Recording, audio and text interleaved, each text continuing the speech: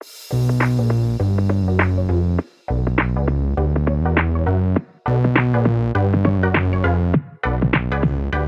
welcome everybody to another episode of Chris and Dave's Reality Cast. I'm one of your hosts, Chris Phelps, and my co-host and very good friend is Mr. Dave Horrocks. Hey there, Chris, and hello to our listeners out there. Welcome to Chris and Dave's Reality TV Cast. We are covering Married at First Sight Australia, Season 9, Episode 36, The Reunion. Now, Chris, despite how was widely reported, just by me and you, this is not quite the last episode as we thought it might be, but by Christ, what an episode it was. So where do you want to kick us off? Yeah, and you know what, Dave? You were right, but I'm so glad that we are doing the last two episodes separately, like the old school Love Island, because I was on fire. I was literally Kermit the Frog on the typewriter, fucking notes coming out of my ears. It was unbelievable. Then Sam's saying, "You've not put notes down for this bit," so fuck me. I mean, let's start with the sort of niceties, or it started quite nice, and we got that Mitch and Ella are back together. Mitch has got a nice little Jeremy Beadle like beard, Dave. You know what I mean? And Jeremy Beadle beard. I think it quite suits him. You know. No, he does. He has less of the kind of boy band look with that trim little beard. Yeah, he does. And he did actually. I agree with that. I think he looked quite smart, and they're chatting away, and that's all nicey. And then we get the little bit of a revelation, which was in the VT, but Dom and Jack are not together. Now, I'm not completely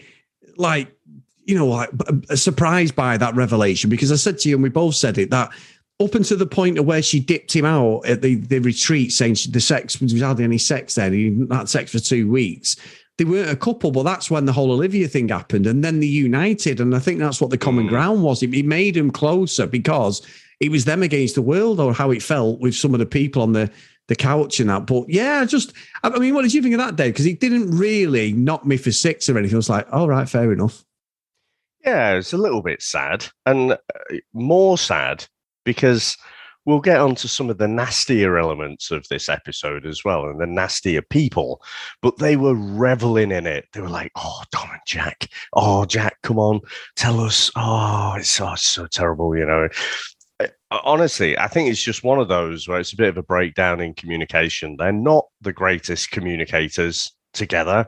Like when Jack tries to articulate himself, Dom just doesn't get him. Like when she was having a go at him or making fun of him at the wedding, do you remember? And He was saying like, I'm not really happy with that. She was just like, she was not getting it at all. And it's just the fact they kind of bonded over him just being a rock and defending her when she was getting pelters from some of the other girls. But they never really, they spent that much time and energy focusing on that whole conflict. They never really worked on their own relationship. And so I was quite sad at the start to see that they had split up. But by the end, I'm thinking, is this really dead? Or is this kind of just one of those where they've fizzled out a little bit? They've had a bit of a misunderstanding over the word for, being put in the friend zone kind of thing. I think what's probably happened is Dom's put out that friend vibe comment to try and get a rise out of Jack, and Jack's gone, yeah, you're right, and then gone off and thought, well, that's what Dom wants. She just wants to be friends. So I don't know. They've got one more ticket to go and see the experts. I hope, they can actually, the experts can give them some proper advice just on them. Screw all the other couples and whatever, and the whole conflict there, and then just give it a last go. But I don't think that one's quite dead yet.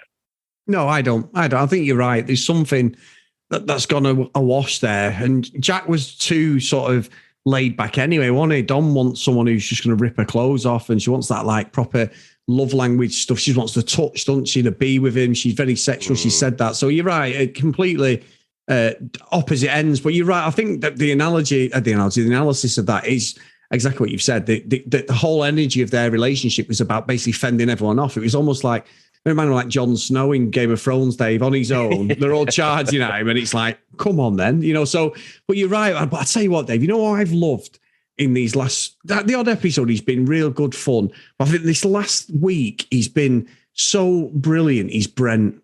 Like, we get to Brent and Tamara, and Tamara's just been a usual horrible, spiteful, bitchy self, proper horrid again. And Brent's there, and he's like, yeah, well, you know, some people have got a thing, blah, blah, blah. And she tried to contact one of the husbands before the final commitment ceremony. And I'm like, oh, yes, here we go. You know, to be honest, unfortunately, YouTube ruined a lot of some of this stuff. And by chat, you know, because really? Stupid, you know what bugs me? I know I do YouTube and I do holiday travel vlogs and all that stuff. But you know what really pisses me off? And people take the piss out of them now.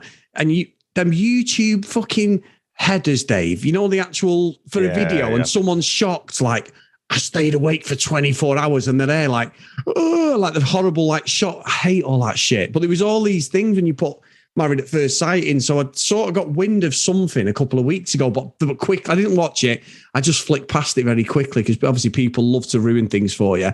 But I was like, oh, this is perfect. This is playing into Tamara has been almost like Beck in some respects, what happened to her, Dave, because Beck was the moral fucking judgment caller once on Bryce and Melissa the whole way through. She hated Bryce. He was hitting on me in the gym and blah, blah, blah. I think she had a little bit of a thing for him or whatever. He was a horrible bastard. We said that in the last episode. I'm not defending him. But Tamara, for me, this last week, I just think she's been worse than Olivia. We said it in the last episode. Olivia is Olivia. She's horrid. She's never going to change. She's a see you next Tuesday. But Tamara has just become so toxic and bitter towards Brent and the whole group that are not in a little inner circle of the wicked witches of the West. It's been horrid, Dave. And a family must watch this embarrassed, because if they allow that behaviour without actually having a bit of a word of it, saying you need to rein it in, then she's going to carry on doing this for the rest of her life. And it's pretty disgusting, to be honest. I think just like Olivia, though, she'll just wave it off as being a bad edit. She's got a villain edit. It's like, oh, they've just made me look bad. No, you said it. They've showed it.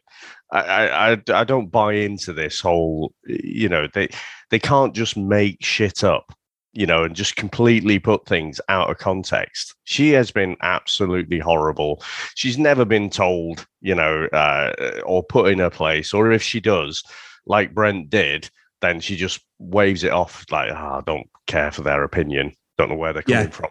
You know, instead of like thinking, oh, I wonder, you know, what made him, you know, get so angry with me. You know, there's no analysis like that. It's just like, he's an idiot. Don't want to speak to him. A lot of tonight, Chris, was just like, it was like watching a high school prom or something. How you imagine people behaving at school. You know, we talk about Love Island, and sometimes that, you know, maybe they'd benefit from having some older people in there, because, you know, if you got people who are like, you know, late teens to early 20s, what experience have they actually got?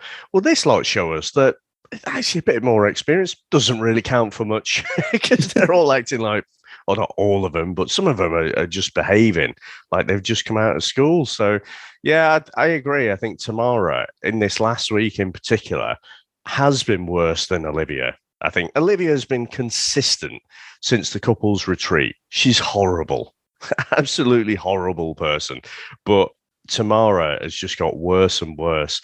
And, I mean, sticking on her, it was brilliant when she did get put in her place, wasn't it? Because the face on her when she realizes that she tripped herself up, because of course she goes into the denial. She has we haven't mentioned it, the name, have we? So spoilers, no. But I don't know what you'd be listening to a recap show for without spoilers. But anyway, she'd been texting Mitch, and then it's like, oh yeah, I'm just texting. We were just, you know, just texting as mates and whatever. But then she says a bit later, it's like, well, I thought you and Ella had split up. And then I think it was Selin, actually, who's not my favourite, but well done. She actually called her out. Yeah. And I was like, yes. And the fucking face on her. Oh, it was such a brilliant payoff, Chris. I absolutely loved it. Yeah, and you know what, Dave? I've got to say, I'm with you. Selin, since she's come back in, she doesn't like Olivia, Tamara, or Samantha. And you know what, Dave? I totally hated the way she treated Anthony. The first episode, she was lovely. They looked like a great couple. No, Anthony didn't even say anything in this episode, but I didn't like her. I called her out straight away, said, I'm not feeling it at all. Really is, there's something not right. It was completely unacceptable the way she treated him. But I'll tell you what, Dave, she was one of my favourite people in this one because the 2 episodes she's been back, she has gone at Tamara and Olivia a little bit. Well, Tamara, she does not like. And I'm thinking, well, you know what? Lesser 2 evils. I'd rather have a drink with Selling, I think, if just to chew the fat and talk about things. She's the more type of person that, I can't believe I'm saying that, but Tamara's on a different level. But when she got called out, Dave, I was just like, Brent went, I tell you what, guys, let's have a go around the room. It was fucking brilliant. Yeah. Let's talk about some of the most negative things you've had in the show and turn it into a positive. And I'm thinking, oh, he's not going to go around the table and end up. So he just went, Tamara. What about you messaging Mitch? And I was just like, get in. It was brilliant. Yeah, again, she's trying to belittle him because he's saying, you shot your shot. And it's like, I shot my shot. No way. But that was before she tripped herself up saying that she thought Mitch had split up with Ella. Absolutely brilliant. And I'm with you. I definitely... I wasn't the biggest fan of Selling or, not a particularly massive fan of Holly, but I thought she was treated horribly. But with them coming in, it kind of offsets that imbalance because Sam, Tamara and Olivia together are just fucking horrible and so ridiculous as well. So before the actual dinner party, the way they just took themselves off in the corner. And then it seemed like every other person who comes in, it's like, oh, should we say something? Oh no, let's just walk over here. When Brent comes in and then someone else comes in, oh, Dom's in. Oh, well, what should we do? I don't want to say anything. It's like, for fuck's sake, you're probably not going to see each other again, unless on these talk shows, chat shows and what have you. But just fucking behave like actual adults. You know what? Sam constantly called out Al for lack of maturity. She needs to take a long fucking look in the mirror at herself. Oh, you know what? What a great point, Dave. You're so right. That was the whole crux of the relationship, wasn't it? That Al was just this fucking spoiled child who gets looked after by his mum. You're right. I was fuming with M3. I mean, fucking Tamara's like, I fucking hate the smell of him. Look at him, or what we're going to do. It's like... Oh, he's worn that jacket before. Exactly, and they're too fucking small. Why is he still wearing jackets that are too long for him, the sleeves? And I'm like, you're fucking horrible. And the thing is, Dave, you touched on a point about like high school stuff. Tamara's 29. It's like, what the fuck have you been doing? You're you know what? Her company... I'm not saying we should sack her, but her company should be looking going, is she really the person we need as an operations manager? Because it's like, she's a representation of that company. And as a person, and Olivia's the same, as a fucking pair of them, Sam is just an absolute shithouse. Because as soon as Dom comes, she's like, she's obviously been playing both sides of the fucking table here because she's obviously friends with Olivia and Tamara. They don't like Dom at all, so they stay on that side. We're not interested, we're not speaking to her. Sam's obviously playing a bit of a shithouse. Like, I'm gonna have to go and say hello, and they're like, well, I want to go and say hello. I'm not doing it. And she gets up and kisses Dom, you all right, and all this, and I'm like, you snaky fucker. But you're right, Dave, wicked witches of the West, all 3 of them, absolute. And I'm going to replace the C word with a H, Dave, but all 3 of them are what you would call hunts. And I say hunts with a H. There you go. Put the James C back in.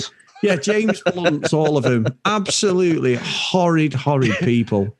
Did you notice, though, that so a bit later on, I think actually before Tamara got called out with the whole messaging Mitch thing, she was telling Al, it's rude to stand over people. I mean, he was just literally stood next to the 2 lads, and then he burps and she, oh well, I'm just telling you, that's rude. So if you want to be rude, again, just fucking pipe yourself down. But then he goes, and I know you'll appreciate a good nose joke, Chris, but it's the way he just casually says she should keep her nose out of it. No pun intended. I didn't think we'd get a nose gag. And you thought of me, you bastard. But anyway, no, I got that one straight away. I was like, you fucking star, man. But I tell you who I was fuming with, Dave, when it all comes around this Tamara situation. Fucking Jackson. You know what? If he wakes up, you know what, Dave? If he wakes up and his fucking knob's been fucking chopped off, it's his own fucking fault because he's enabling Olivia. He's in the car. I couldn't give two shits about Dom. No, I'll tell you why. Because now I'm going to say this from my perspective. Now I've mentioned it before, but there is two people in my family who are like this. One of them is so fucking ridiculous and bitter and nasty towards people that the partner does the same thing. And I'm like, you're just going along with them because you live with them. You're taking that story as gospel. And from a moral point of view, I've had so many like disagreements saying, do you actually think that is morally right? You know, just the viciousness of Olivia. They've got that in them. If someone comes against it, it's like a fucking them v the world type situation. Like Olivia seems to think everyone's against her, even though she's the cause of it all. And Jackson's there enabling her. At the table, he had a go at Dom, and I'm like, you fucking bellend. You absolute wanker. You were saying you could see Dom's side of the picture a few episodes ago. And because you've been spending more time with this toxic person, Olivia, you're now basically doing her bidding. So I'll tell you what, Dave, I hope they have a fucking horrid and vicious fucking, a horrid time together because they both deserve no happiness. They're a pair of, again, James Blunt's my friend, absolute pair of wankers. And he was more of a prick than her tonight because as soon as he had a go at Dom, I'm like, you're horrible. You are fucking horrible. He's a little prick, Dave. I hope she cancels his gym fucking membership now, the fucking bellend. But anyway. Well, they've just moved in, haven't they? And that is the first step, Sunshine, in being emasculated. Yeah. Because all that life that you once knew will be stripped away bit by bit. You won't even notice it, but it will happen over time. And you'll just be left, the pair of you, bitching about everyone else, bitching about the fact that you just want to be left alone, but you can't keep your fucking beaks out of everyone else's business. So, yeah, fuck them both, Chris. I'm not fucking on the fence today. No, I agree. Jackson really fucking pissed me off with some of those comments. Like you say, in the car, I said, don't give a shit about Dom. It's like, whoa, where's the fucking bit of empathy that we saw before? And when he's having a go at Dom across the table. So again, he's buying into the bullshit. And I've said before, Chris, this whole OnlyFans thing still perplexes me. And I thought it was going to come out tonight because Olivia is doing this line about her friends Googled her and then sent her the picture. He's just swallowing that whole. And Dom actually said, because if she's on OnlyFans, you know, it'll be behind a paywall. So they'll have to have subscribed to get the picture to send it. Jackson's not even questioning it. And Dom actually said, no, it's not. You can't get to it through Google or something to that effect. But then sort of dropped it. And I was like, fucking carry on. It's just exposed the lie. So, but didn't happen. Yeah, but Dave, it's and you're right. Look, me and Sam were there, and I said to you at the time when it all come out, we were looking on Google for like just to see market research for the podcast. It was obviously my wife was there giving me the consent day. She's like, find the pictures. We couldn't find them. You couldn't. We found a load of articles of just provocative pictures of in the articles of like, it looks as if she was lay on her front and you could see her backside or something. You know what I mean? That was it. There's nothing else. And not because you're being a perv or anything. It was just more like, I was trying to prove a point. Now, obviously, Dom could get them taken off. OnlyFans can get them removed because it's part of their policy. They were supposed to be looking into the Olivia situation, which I said on a few episodes ago. The police are looking into it. So, again, he kept saying it's Google. And then when Jackson was saying the same things, I'm like, fuck me. And there's pictures of Olivia on there. Someone counted that in an article saying there's pictures of her provocatively. You know, obviously not an OnlyFans thing, but what does it matter? It's like, it's so wrong, Dave. You could find a picture of someone, you know, and if they're on there, someone could have been, what is it called, porn shamed or whatever. Someone could have put pictures up of an ex-partner not knowing, and then it comes back to bite them. That's not fucking right. I know that's not what happened. Dom owns it, but Like you said, when Olivia's fucking 95 and it's on a headstone, she's going to put, and I never apologise to Dom. She will go on about this. She will go on about Dom for the rest of her life, Dave. The rest of her life. Oh, she'll be hunting her down. She'll be fucking stalking her on Facebook. She'll be wallowing. She'll be celebrating when she splits up from people. Any misery. She is now on Olivia's fucking voodoo list. She's probably got a doll there sticking pins in it because she's an absolute fucking psycho, Olivia. She really is. Yeah, she is. And you know, she's not just, it's not just about holding a grudge. She just really wants to twist the knife, doesn't she? And again, the whole thing about you fashion. What was it about the mental anguish about her fashioning a weapon? Yeah, unbelievable. Like, come on. She smashed the fucking glass in anger. She apologized unreservedly for it. But then she's like, oh, well, she never apologized to me. She apologized to the whole fucking group. And you said you would never accept that apology anyway, but she'd appreciate a good one. Just fucking, I'm sure she forgets the shit that she said. And just, you know, she'll get a bit of a shock when she's fucking watching it all back. But I'm sure in her warped mind, she'll fucking rewrite it all so that, you know, she's the victim again. It's just, again, absolutely horrid person.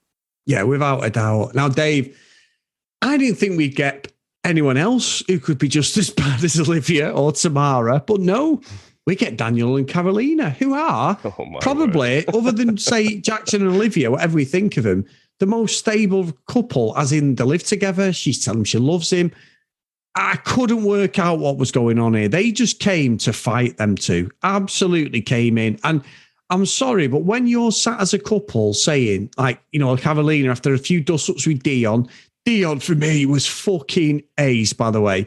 Everyone had a little speech, and then Dion went to have his speech, and she's like, oh, here we go, Dion. Yeah, oh, go on then, give us a speech. And I'm like, but she's saying all this. And then he couldn't even do his speech because every time he went to say something, she went, oh, go on then, we're waiting. Oh, okay, I'll be quiet. And then carried on. And Dion's like, and he'd gone over and he said, I'm over it. Dion's back with his ex-girlfriend now anyway, which he probably was at this point in the show as well. So he's gone over. He said, all right, Daniel, he hugs her. And she went, it's all for show. Yeah, it's just after popularity. I was like, fuck off. Just so he can look like the good guy again. No, how about he's got some fucking humility and he's just saying, let's move past it. But she just wouldn't have it at all. And so, yeah, again, I think they showed themselves to be a right couple of bellends there, just trying to get a bit of airtime. Brent was onto it, though. I think it was Brent who saying, look, just everyone ignore them because they're just getting more airtime. Yeah, and he's right. He's totally right, because it did make me laugh when Dion, I was pissing myself when he started having a go at her. And she's like, and she went, what's your problem? And he went, what? What's my problem? And they're there. And that Daniel, Dave, he's a wanker. I mean, he's like what's happening with Jackson. So it doesn't seem like he's got a fucking personality or any sort of brain about him. And he's going along with Carolina. So he's involved in this toxicity again towards Dion and the group, the people who called him out. Ultimately, in the eyes of the show, whether they're in love and they live happily ever after, which for me should be the positive, I think them two should have come in to get a bit of a saving grace. Dion looked like he was ready to let bygones be bygones and just come in and go, look, guys, it was wrong what we did. This is because they've not owned up yet to the proper affair thing. In the context of the show, they've had an affair, haven't they? In real life, it would be an affair, but they're living together. She's telling him she loves him. She's kissing him on purpose, winding him up. They would have got so many brownie points if they'd just come in and said, look, guys, it was wrong what we did, but we love each other. We live together now. And we're sorry we got there. We're sorry, Dion. I know he wasn't with that other girl because she binned him off, Daniel. But I think they would have got some points back there and everyone would have gone, you know what, fair enough, good on you. But no, they come in and just want to carry on the argument, which they've got no right to even fucking try and make any sort of moral fucking stance on anything. And Dion just wiped the floor with him. He was going on about fucking Daniel's teeth. Do you get them done $2 at Bali and all this? It was just like, he laid into him totally. Because Brent was saying to Mitch, like, he wants to fight, he wants a celebrity. Because Bryce had a go at that Sam, didn't he, in the last... Sam had a go at Bryce when they were sat ringside and stuff, and he'd done a celebrity boxing match. So that's what they're saying they want to do. But when he had to go at Mitch, and Mitch is like, I shouldn't have said anything, but Mitch just sat there like, what the fuck do you want me to do? And Daniel's just he's got no personality or delivery, Dave, has he? There's nothing menacing. He's an imposing lad. I mean, Anthony looks about a foot taller than him, but it didn't work. Mitch just looked, I was waiting for Mitch to go. I'll tell you what then, let's go outside then. It felt like Mitch was not scared of him at all. No. And again, the stones on the pair of them, like Daniel and Carolina, to go in there and expect an apology. I don't care if they're together or not, to be honest. I'm sure the group do not care either, but it's as if they've gone in there to say, look, still together. Don't you owe us an apology? You know, all the cloak and dagger shit, it was worth it. You know, the ends justify the means kind of thing. It's like the fucking gall to just, you know, expect that apology. I just think, like you say, Daniel's got no fucking personality at all. It looks ridiculous with that fucking tash. I think Jackson looks ridiculous with the tash as well, to be honest. And I appreciated the way Mitch was just like, look, you know, maybe again, I maybe wouldn't have said that, but nah, I'm not having it. And it was funny because I don't think Dion, if he'd have gone through his whole positives and negatives thing, if Carolina hadn't continually goaded him and like kept cutting him off, he probably wouldn't have made such a big thing of it. But it was quite funny the way he delivered it in the end. He was like, the positives and negatives. No, it was good. It was good. It was brilliant TV. And like I say, you know, when we get the VT for fucking, I'm chomping at the next episode because this is the last one, the next one. And it looks outstanding. And there's even a little thing now that one couple splits up on the sort of on the table, the finger together on the chair together. So that's going to be interesting. I don't think it's who we think it is, but either way, they're going to show the Daniel and Carolina thing. They're going to get even more. Dion's going to be at him. I mean, Olivia and Dom stuff looks like they're trying to get it to sort of some sort of conclusion. They're never going to be friends, but just to end it with a full stop and let it go. And it's just not, is it? Olivia's not going to let that go, Dave. No, not at all. And especially the thing is now she's like validated by Tamara, by Sam, by Jackson. So as far as she's concerned, she's not doing anything wrong. If she was just on her own, you know, and was the only one who had a vendetta against Dom, that'd be a different thing, I think. But there's no happy ending for that. I think predictions-wise, I don't know. Ella and Mitch, I just don't think.